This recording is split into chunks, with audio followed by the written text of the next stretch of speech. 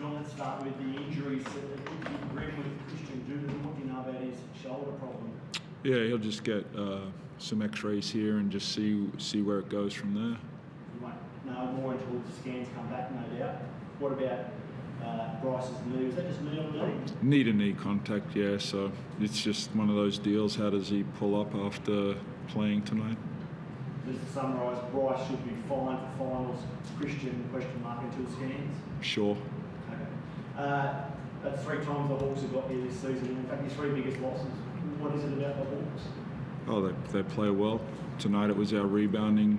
I get too emotionally invested in the game, and then our team followed what I behaved. So, it all starts with me when we perform like that. But credit to them, they killed us on the glass, and that allowed them to just chip away at us. But really, you're blaming yourself and your own emotions there at times for the team tonight? Sure. I wouldn't necessarily put it on Jao. It's a whole team effort. Starts from everyone top to bottom. I wouldn't necessarily say it's on Jao. It's on all of us. I mean, he's not out there boxing out. He's not out there fighting for rebounds, but it's on everyone. I know you're going to find it hard to talk about a really good performance by yourself, Hyrum, when you got beaten like that. But to come back to your own home floor and put up a game like that, can you separate yourself from the loss and talk about your own performance at all? You're from Wollongong? I thought you're from New Zealand all the time. This isn't home. My fault. This is my first NBL gig, first of all. Gotcha. But I mean, we got a game in 36 hours, 48, whatever, however long it is. So, I mean, so we got to flush this one out of the way and prepare for Tassie. That's the first thing we have to do, and then, maybe look at film on after this break or whatever. But next game up, we got a big game on Saturday. Yeah. John, I know that you mentioned in a time out there at one stage with rebounding, which has been the problem all season, hasn't it, in terms of giving up most rebounds to opponents in the league. Do you feel that's the only thing that's holding you back from being a championship team right now? Oh, it's not the only thing, but if we come dialed in on a nightly basis, because we've shown we can compete with the guys at the other end of that, like we're as good as anyone when we're dialed in. That's for sure.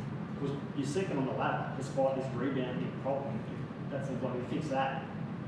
Yeah, and look, we're disappointed about tonight. We can reflect on it, we can flush it, we can do whatever we want, but you play the season for a reason. We've put ourselves in a good position, and once Sunday afternoon's done, there's going to be 6 teams that say they got new life. So we've done a great job over the course of the season to give ourselves that opportunity.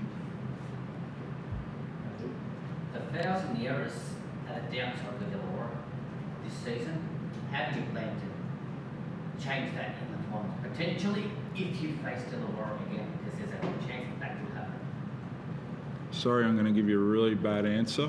I'm not going to waste any time until I know who we play against in that opportunity. I don't need to give myself any other questions to worry about that I already don't need to know.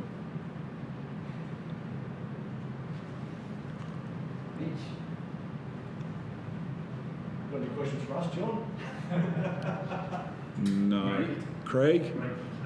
Yeah, John, a couple of weeks ago you said that you're worried about the edge of the group at the moment and that they haven't had that edge since you qualified for finals. You still haven't got that edge back. What can you do in the last game to get that edge back, do you think? Well, tonight we just, and as I said before, I got too emotionally invested in the game when it was a really good game. So for us just to go out and play a good style of basketball, respect ourselves with the way we approach the game, and usually good things happen that way. But we talked about the rebounding, that's crucial and key for us, because I don't know what part of the game in the first half, but we were doing a great job of half-court defense, but it was our rebounding that allowed them multiple opportunities, and in several possessions it was more than one offensive rebound. So it just compounds, and then you start to think the game's worse than what it truly is. Third quarter, I took a timeout, we're down 6, but we had the wrong type of edge to us at that point of the game. Fouls are a bit of an issue for a few guys. Your emotions are obviously challenged when the fouls are going like that. How are you handling this at the moment? You look frustrated. I can't control it. It is what it is. Just have to move on. like what I would say to all of these questions being asked is we did a great job to give ourselves these opportunities, and tonight, as Hyrum touched on before, when we get through the regular season, when we watch film, we can see when we're at our best what we're doing great, and when we're at our worst how we react in those moments. So then that's to me preparation of the playoffs, because the playoffs become very emotional. Thank you. Excellent, Craig. Well, just one before you go, I know we'll be talking one over the weekend. How hard is it in this final round when you've locked up first in Melbourne's case, second in your case, with discussion about whether you should rest players for certain games, FEMA break complicates it, playing complicates it. How tough for both the player and the coach is the last round when you have your position already set in stone? Go ahead. I mean, I haven't really thought about it, to be honest. I mean, we'll deal with it when we get through after this game on Saturday, but I haven't really looked too far ahead. I'm sure we'll have a couple of days off after just to recover. I know we got some people going to the awards, so I mean, we'll have a little break and then get back into it. Yeah. Is the change of climate going to influence at all, knowing that the weather's nice and cool here and the west it's not? No. They don't have AC here?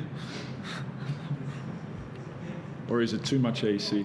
No, like we're very fortunate in the sporting forum that we played in a controlled environment. So you're right, Perth has been blistering this summer.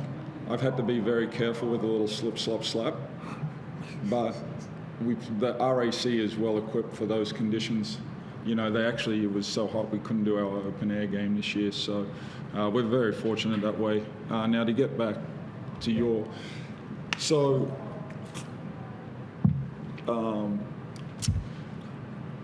the question again? It's like how tricky is the final. Yeah. Do I rest players? Do I play them normally? Yeah. Do the players have the same drive given that they all that sort of stuff? So like for me as a coach, I only get to coach X amount of games in a year. Players are the same. It is an opportunity to get to do what you love to do.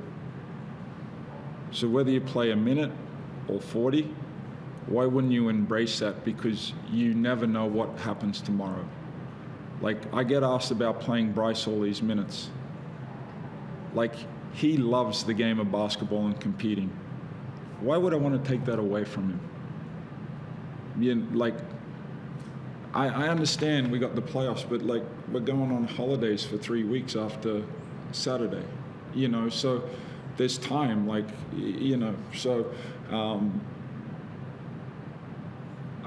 it's just hard not to play and compete, and we get to do it guaranteed 28 times. Now we're going to get to play a few more than 28, but it's an opportunity, and it's our job. If people pay money to come and watch, if the guys that were available to play didn't play, that is disappointing in my eyes.